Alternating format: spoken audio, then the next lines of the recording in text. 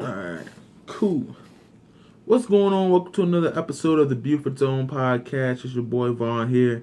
I'm going to be trying to give you guys two topics every day, two or three the topics to talk about every day. And I'm very open. I will be trying to be very active in the comment section. If you have anything you guys want to talk about or you have a difference of opinion, please feel free to comment. I'm more than open to that, man. If any of you guys know me, I do a lot of debating with people in the comments online about social issues, but I'm not afraid of being wrong, and I think that's the whole purpose of this, is that if you want to talk, and we can get into these issues and we can talk and we can go back and forth on this. And hey, if you prove me wrong, fine, I will give it to you. I will not try to take that away from anybody. I'm all open. I think me being wrong is a learning experience. For me, I don't take it as an insult. So I'm open to people being more knowledgeable than me or enlightening me on a subject, because at the end of the day, what I'm saying, that helps me grow. So with that being said, I'm going to get into it. Right now I have about three topics. Excuse my ums. I'm trying to work on that. Me doing this, and I noticed that a lot of times when I go back and watch my film, I say a lot, and it gets kind of annoying when you go back and watch it, and then you can try to record it for the third time. So please judge me on that. But the first topic, and I just did it just now. The first topic we got from Now This Politics. I happened to scroll by this on Facebook. It's about a lady named Alejandra Juarez, military wife and mother of two, spent 20 years in the United States and got deported, which is a sad story. It's crazy how this deportation and Donald Trump with this no toleration law as far as when it comes to immigration. But mentioning Trump, the crazy part in this all that I don't understand is that her husband, who's also Hispanic in the military, voted for Donald Trump. And that's the gaffe. I guess her husband is Republican and Trump is Republican, so he just voted for Trump because he's Republican. He doesn't want a Democrat in the house, you know. But I think with Donald Trump, I think he was very adamant about how he feels about immigration during his campaign. I mean, I think we all know one of his biggest things was building a wall. So, with that being said, if one of his biggest focuses was towards your race or people back from, where you're from, why would you vote for him regardless of party? And this is one of those things that I think maybe if they had a conversation about before, wouldn't have happened, because I think you also learn in this situation why political affiliation and the political views is important in a relationship, and why it does matter with the people you're around and with your friends and stuff like that. And some people, like, when you talk about politics, you just talk about it, and at the end of the day you think, hey, it's really not going to affect anything. But Donald Trump was real serious about this, wanting to build a wall, and he's now no toleration act or whatever, and he's in the White House now, and you voted for him, and now it's kind of come close to home, literally, because your wife is being, deported, which is crazy. And apparently the issue, I think what the major issue is, though, with his wife's situation is that I don't think she was illegal 100%, or at least illegal in previous terms, because apparently she applied for naturalization, but 20 years ago when she came to the U.S., I guess she signed a document, I guess allowing her to stay, and she didn't, and I guess now it's preventing her from being legal now. And apparently, she said that ICE told her she was a low priority as long as she checked in twice a year. So apparently, I guess she was checking in twice a year, I guess up until now, or like when Donald Trump changed the law and went to no toleration, I guess maybe she would check in, and they said something was wrong.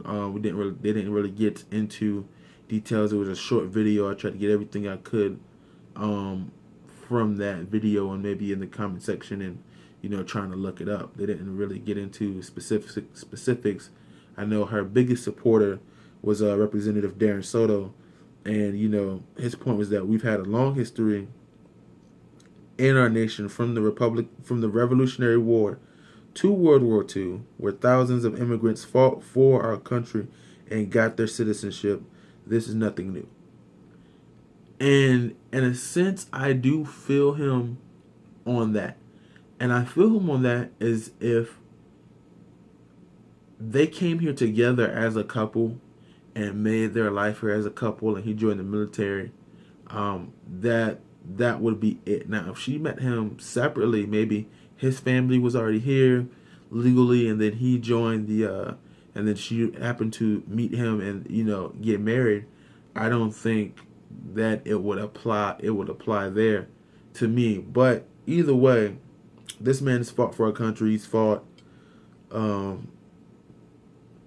our country 3 times, according to Ms. Juarez, and he's and he has a family, and according to her, you're taking away his wife. She says, "Mr. President, you always said on the news that you love veterans, that you love the military, that you're doing everything for the military.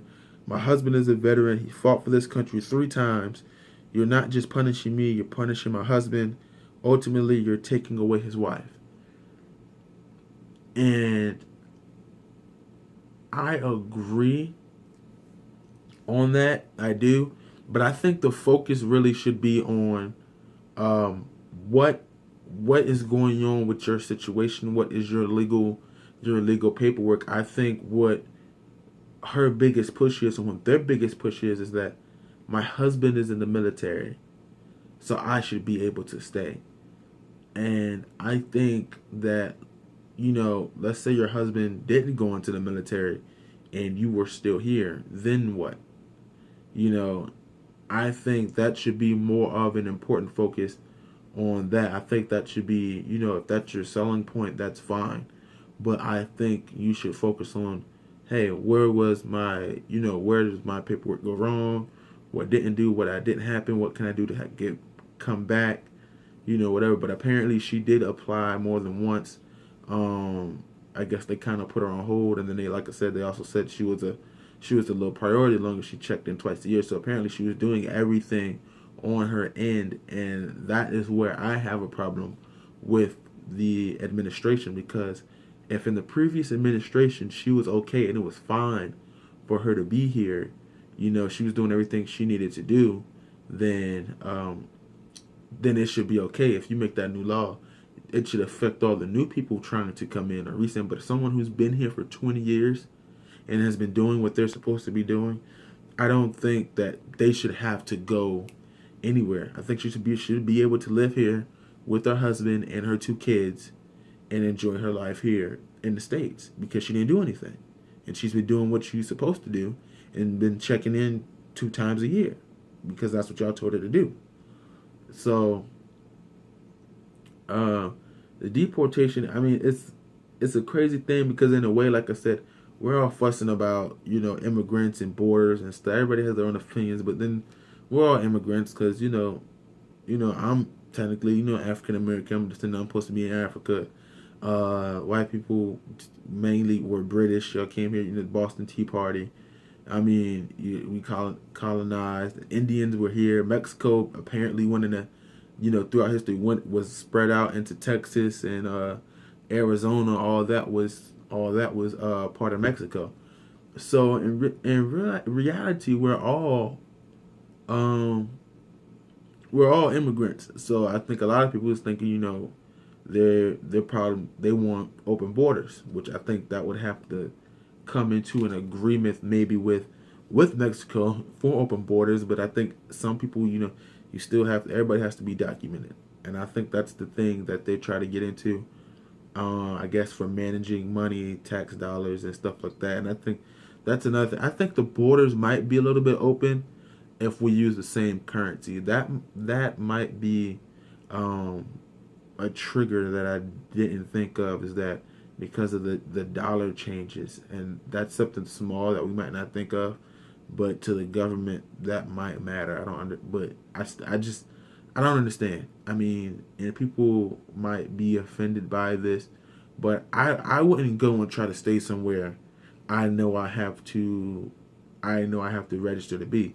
If I want to be there, I have to go register. I have to do what I have to do to become legal to stay there, because if not, they're just going to send me back. So I don't want to do nothing and try to get settled with running the risk of being sent back. Especially if I have my kids and everything. Especially with the news saying that they're separating families from their children. I wouldn't want to be in that group of people. You know what I'm saying? So hopefully I get settled. Hopefully they change something. I hope specifically in her case, because she wasn't caught running at the border or anything. She's been in America for 20 years.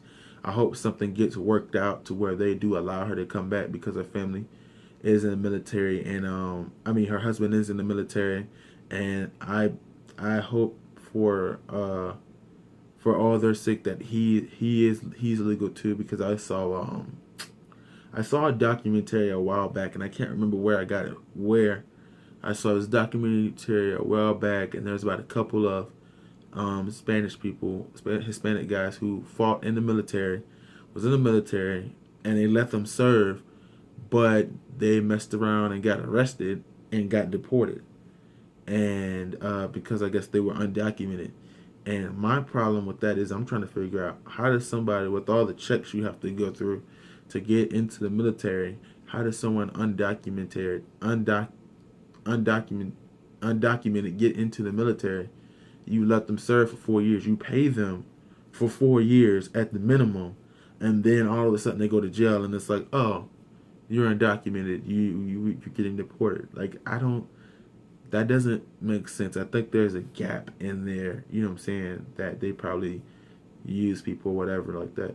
So with that being said, like I said, I hope something works out for her in their favor, and her and her family is allowed to come back, because it's a touchy situation. Like I said, my biggest point is that if she hasn't done anything, if she hasn't committed any crimes, under the last administration, she was checking in. She signed a paper when she came here 20 years ago, and through all these years, she's been checking in twice a year like she's supposed to. I don't feel like no one should be able to come in and implement a law that says, oh, now you're not undocumented, none of that matters. You have to go back. You know what I'm saying? And I think that's messed up.